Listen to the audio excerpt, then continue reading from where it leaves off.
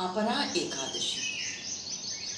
ओम श्री लक्ष्मी श्री नारायणाय नमः। ओम वामनाय नमः। ओम वामनाय नमः। एक बार की बात है, युधिष्ठिर ने भगवान श्री कृष्ण से पूछा, हे जनार्दन, ज्येष्ठ मास के कृष्ण पक्ष में जो एकादशी होती है, उस एकादशी का नाम क्या है?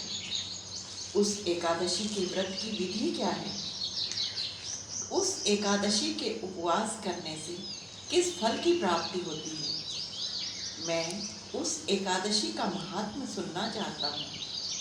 कृपा करके आप मुझे विस्तार पूर्वक उस एकादशी के विषय में बताने की कृपा कीजिए। भगवान श्री कृष्ण बोले, हे राजन, आपने संपूर्ण लोगों के हित के लिए अत्यंत उत्तम बात पूछी है। राजेंद्र, ज्येष्ठ मास के कृष्ण पक्ष की एकादशी का नाम अपरा एकादशी है। यह अत्यंत पुण्य प्रदान करने वाली और बड़े बड़े पातकों का नाश करने वाली है। ब्रह्म हत्या से दबा हुआ, गोत्र की हत्या करने वाला, गर्भस्थ बालक की हत्या करने वाला, परनिंदक तथा पर स्त्री लंपट पुरुष भी अपरा एकादशी के उपवास करने से निश्चय ही पाप रहित हो जाता है।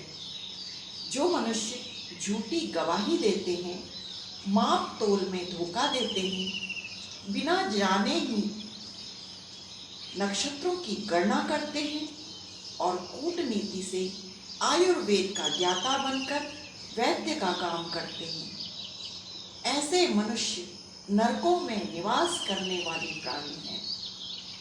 परंतु अपरा एकादशी के उपवास करने से वे सभी पाप रहित हो जाते हैं जो इन सब कार्यों में लिप्त रहते हैं।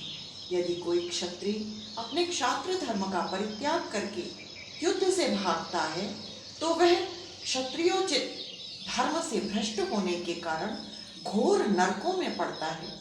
जो विद्या प्राप्त करके, जो ब्रह्म विद्या प्राप्त करके स्वयं ही अपने गुरु की निंदा करता है, वह भी महापातकों से युक्त होकर घोर नरकों में गिरता है। किंतु अपरा एकादशी के उपवास करने से ऐसे मनुष्य भी सद्गति को प्राप्त हो जाते हैं। माघ में जब सूर्य मकर राशि में स्थित हो, उस समय प्रयाग में स्नान करने वाले मनुष्यों को जो पुण्य फल प्राप्त होता है, काशी में शिवरात्रि का व्रत करने से जिस पुण्य फल की प्राप्ति होती है, गया में पिंड दान करने से पितरों को तृप्त करने वाला पुरुष जिस पुण्य फल का भागी होता है, बृहस्पति के सिंह राशि में स्थित होने पर गोदावरी नदी में स्नान करने वाला मानव जिस फल को प्राप्त करता है, बद्रिकाश्रम की यात्रा के समय भगवान केदार के दर्शन से तथा बद्रीनाथ तीर्थ के सेवन से जो पुण्य फल उपलब्ध होता है, तथा सूर्य ग्रहण के समय कुरुक्षेत्र में दक्षिणा सहित यज्ञ करके अश्वदान, हस्तिदान और स्वर्ण दान करने से जिस फल की प्राप्ति होती है, अपरा एकादशी के उपवास करने से मनुष्य को उसी प्रकार के फल की प्राप्ति होती है।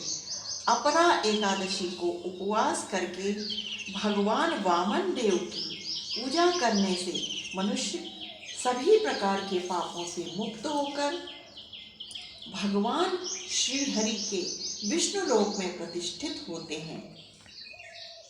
इस अपरा एकादशी के महात्म्य को पढ़ने और सुनने से सहस्त्र गोदान का फल प्राप्त होता है। अतः यत्न करके अपरा एकादशी का व्रत उपवास अवश्य करना चाहिए। समाज में, हमारे सनातन समाज में ऐसी भी मान्यता है कि अपरा एकादशी अपार धन संपदा प्रदान करने वाली तथा सभी मनोकामनाओं को पूर्ण करने वाली, मनुष्य को पापों से रहित करके, पापों से मुक्त करके अपार धन संपदा प्रदान करने वाली उत्तमोत्तम एकादशी है। अतः अपरा एकादशी के दिन भगवान श्री लक्ष्मी नारायण अर्थात माता लक्ष्मी के साथ भगवान विष्णु का पूजन करना चाहिए।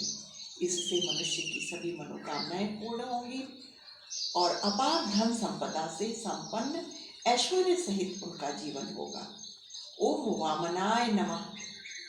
ओम वामनाय नमः। ओम नमो भगवते वासुदेवाय। ओम श्री लक्ष्मी श्री नारायणाय नमः। ओम वामनाय नमः। ओम वामनाय नमः। ओम वामनाय नमः।